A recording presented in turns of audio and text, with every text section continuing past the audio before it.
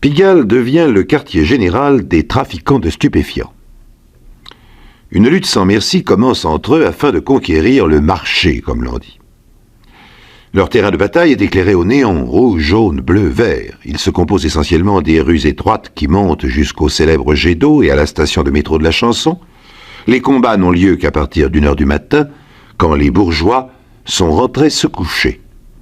Mais dans ce quartier, tout le monde n'a pas de lit. Il y a ceux ou celles qui dorment à l'hôtel et en changent souvent. Il y a même ceux ou celles qui couchent dehors. Ainsi, cette vieille clocharde qui s'est installée dans l'encoignure d'un magasin, plié en deux.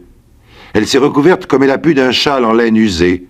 Elle s'est rabattue sur les yeux un chapeau de feutre élimé. Elle dort. Soudain, une fusillade. 3 hommes sont sortis d'un bar.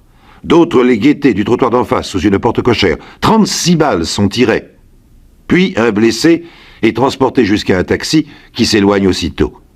Quand la police arrive, il n'y a plus de combattants, pas de victimes non plus, semble-t-il. Ah, si. Si. La clocharde a été tuée en plein sommeil, atteinte à la tête par une balle perdue.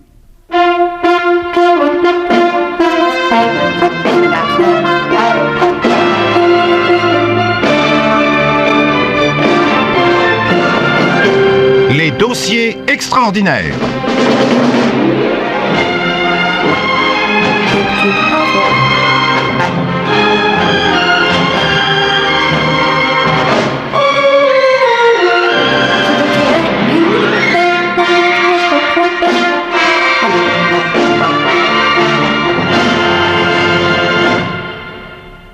Un des derniers réveillons d'avant-guerre, la conférence de Munich, où les démocraties vont se mettre à genoux devant Hitler, n'a pas encore eu lieu. Les Parisiens peuvent croire que leur bonheur durera toujours. Dans un appartement rue Fontaine, à Pigalle, un sapin a été décoré de guirlandes, d'étoiles dorées et de cheveux d'ange. Des friandises sont accrochées à ses branches, des jouets déposés à terre devant lui. Ils sont destinés à un petit garçon de 7 ans, François, qui vit seul avec sa mère. Son père est parti depuis longtemps. Il a un beau-père maintenant, un truand d'origine corse, Paolo. Ce soir c'est la fête, a décrété celui-ci. Je vous emmène au restaurant. Le gosse adore Paolo. Sans doute parce qu'il le considère comme son vrai père, ce qui est normal, mais aussi parce que Paolo est riche, généreux, et puis qu'il a l'allure d'un caïd. En sortant du restaurant, il est près de minuit. Allez François, on rentre à la maison. Dis bonsoir à Paolo. Oh non maman, pas tout de suite, je t'en prie. Je veux rester encore un peu avec vous deux. Ah, après tout, c'est le soir de Noël. Une fois n'est pas coutume. Paolo cède au désir exprimé par l'enfant. Il l'emmène avec sa mère dans un bar. Celle-ci, en arrivant, aperçoit au comptoir un ami corse, Gregorio S. Mais elle ne dit rien. Elle ignore que Gregorio vient de se fâcher à mort avec Paolo parce que celui-ci ne veut plus reconnaître son autorité. Gregorio dirige une bande de trafiquants aidés de ses 2 frères Joseph et Marcello. Les frères S, comme on les appelle, sont les rois de la drogue. Il est téméraire de leur résister. Paolo, lui, n'a pas remarqué la présence de Gregorio. Il s'installe donc tranquillement à une table en compagnie du petit François et de sa mère. Ils prennent des consommations. Bon. Allez, maintenant, dit Paolo, il faut me laisser. Déjà? Écoute, François, tu es un grand garçon, tu es raisonnable. Et puis, tu sais, le Père Noël va passer à la maison. Il faut que tu sois là. Paolo se lève, prend l'enfant dans ses bras pour l'embrasser. Ce faisant, il est debout, sa tête dépassant celle des autres consommateurs. Un coup de feu retentit. Paolo s'écroule, blessé. L'enfant avec lui. À l'hôpital, les médecins sauveront le truand, mais pas le petit garçon. Quant à la mère, elle ne dénoncera pas celui qui a tiré. Gregorio, bien sûr. Un de ses acolytes l'a prévenu. Si tu parles, tu seras tué toi aussi. Gregorio, pourtant, a été arrêté, saturé par un agent au moment où il se sauvait du bar. Pris l'arme à la main, le canon encore chaud, 1 balle de moins dans le chargeur, son compte est bon. Sa défense paraît difficile. c'est mal le connaître. Ce n'est pas moi qui ai tiré, explique-t-il. C'est mon frère, Joseph. Je l'ai vu sortir du bar en courant. Je l'ai attrapé, je l'ai désarmé. Oh, je le regretterai toute ma vie. Si je lui avais laissé son revolver, il n'aurait peut-être pas été abattu 2 heures plus tard. En effet, Joseph S. a été lui aussi descendu ce triste soir de réveillon, on ne sait par qui. L'explication de Gregorio est donc valable. Pour nous qui savons qu'elle est fausse, elle prouve seulement son intelligence. Sûr de lui, il attend en prison que s'ouvre son procès. Mais on lui annonce alors une mauvaise nouvelle. Sa femme vient de succomber à une crise cardiaque. Le directeur autorise Gregorio à aller la voir une dernière fois avant la mise en bière. Il arrive donc à son domicile, accompagné de 2 inspecteurs. La famille, une famille nombreuse, des amis, entoure le lit de la défunte. Gregorio demande à ses gardiens « Vous m'enlevez ça, s'il vous plaît ?» Ça, ce sont les menottes qu'il porte au poignet. Les inspecteurs hésitent. « N'ayez pas peur. Je ne me sauverai pas. Vous avez ma parole d'honneur. » Gregorio s'approche du lit, les mains libres. Il s'agenouille. Selon la tradition de sa ville natale, Bonifacio, les inspecteurs sont restés poliment à l'écart. Et puis, trouvant que le recueillement a assez duré, il s'approche. Gregorio a disparu. Furieux d'avoir cédé à un mouvement de pitié, ils sortent dans la rue afin de se concerter sur ce qu'ils vont faire. Ils voient alors Gregorio qui s'est rendu chez un fleuriste voisin afin d'acheter un bouquet de roses rouges.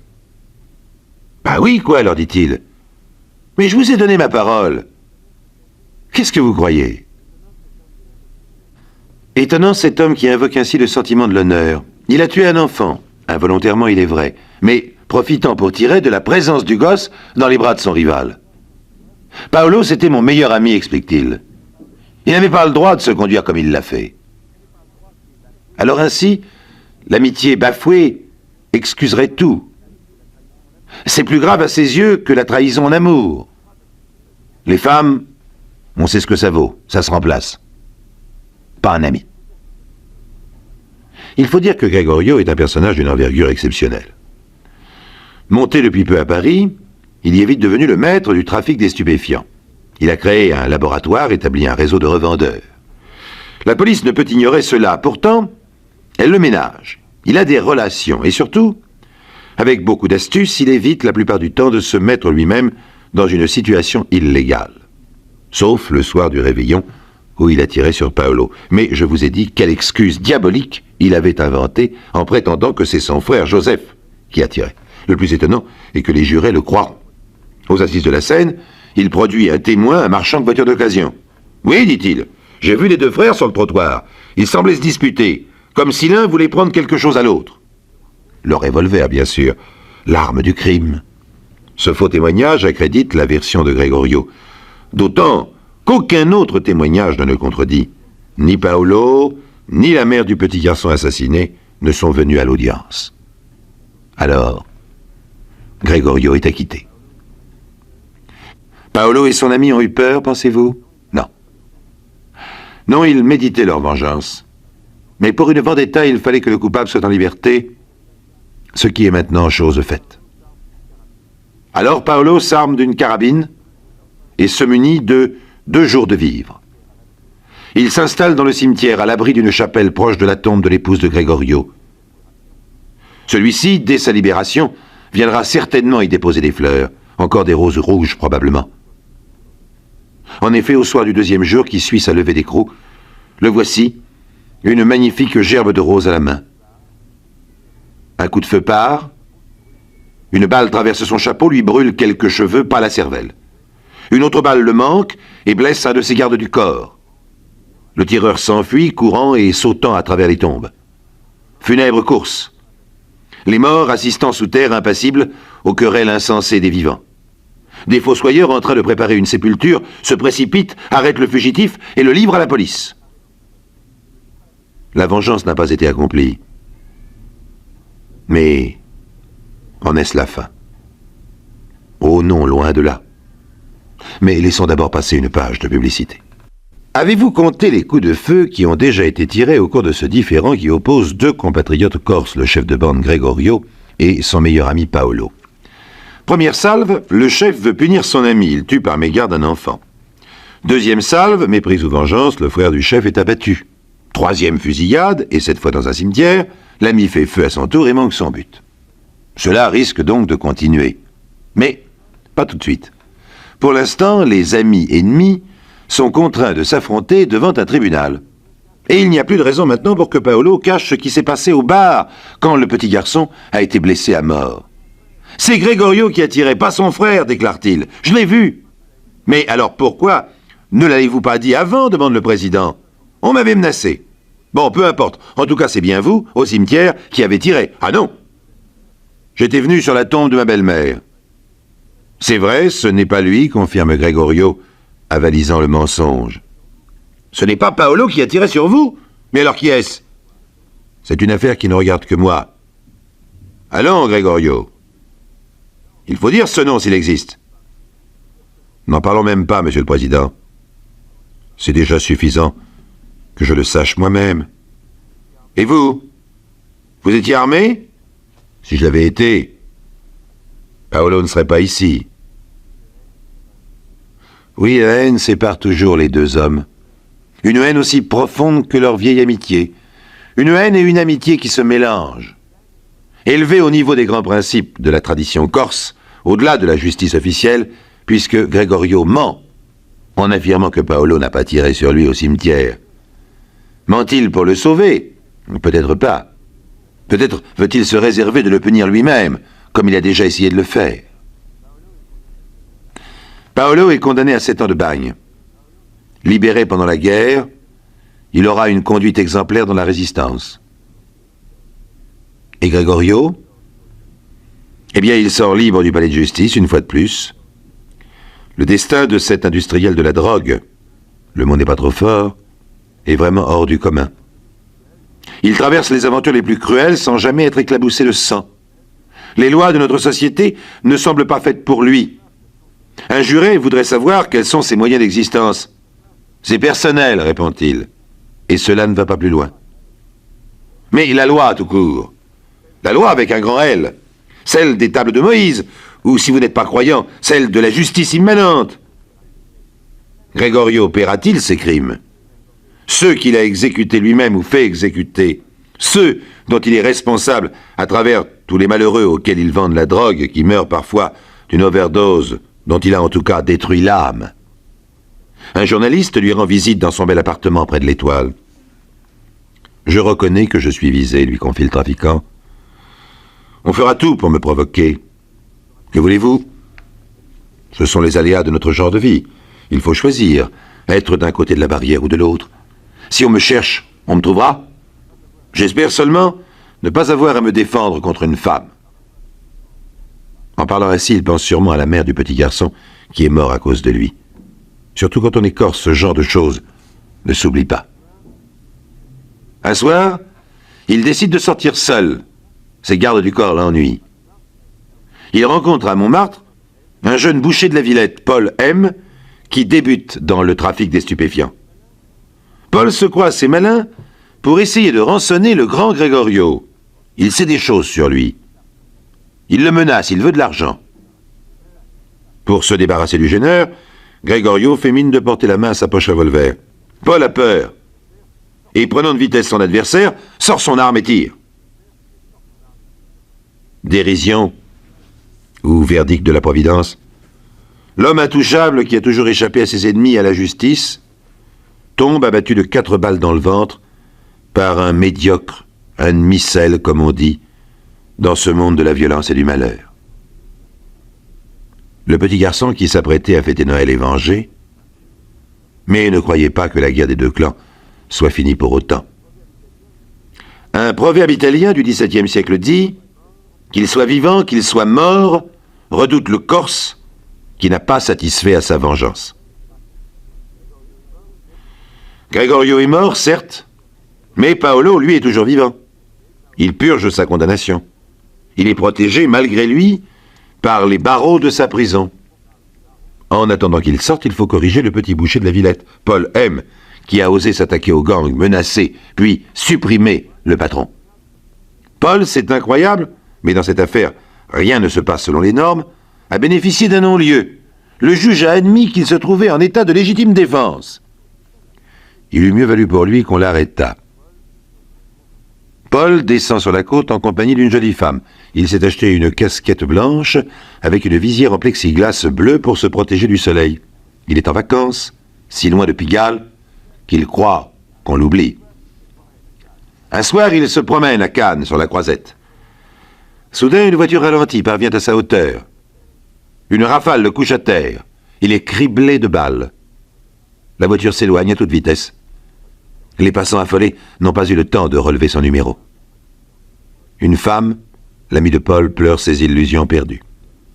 Le commissaire central de la ville, dès qu'il connaît l'identité de la victime et ses antécédents, pense aussitôt au récent assassinat de Gregorio S. à Montmartre. Un des membres de sa famille, ou quelqu'un de ses amis, serait-il lui aussi descendu sur la côte? Tandis qu'il cherche à se renseigner, il reçoit une lettre postée de la Croisette. « Monsieur le commissaire, je n'ai rien de commun avec les tueurs de Cannes. Vous perdez votre temps. Je rentre à Paris. Soyez assez aimable pour me ficher la paix devant me marier sous peu. » C'est signé Marcello S., le troisième frère du trop célèbre gang de la drogue. Il a relevé le flambeau.